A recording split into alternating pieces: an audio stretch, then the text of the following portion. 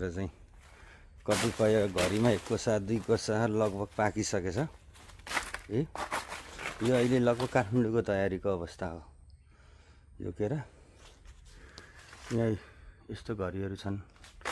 अहिले अब यो जाडोमा निक्लिने केराहरू भयो यिनीहरू है, गाइजहरू यस्तो भयो।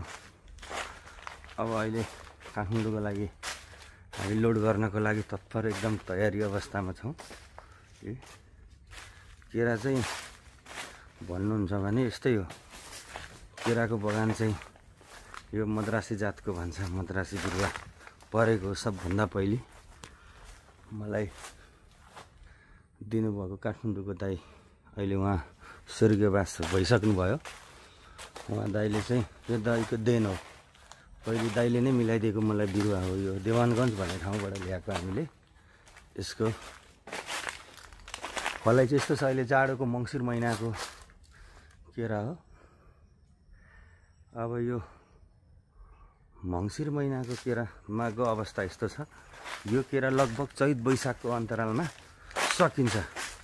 कोही पछाडि थपेका बिरुवाहरू यस्ता छन्। केरा बगान यस्तो छ।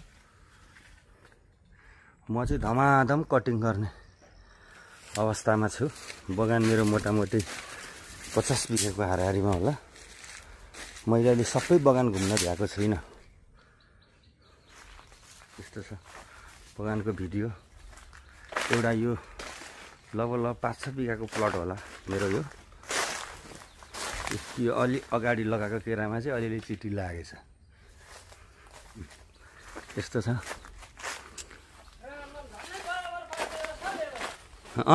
ट्याम खोला पस्यो न।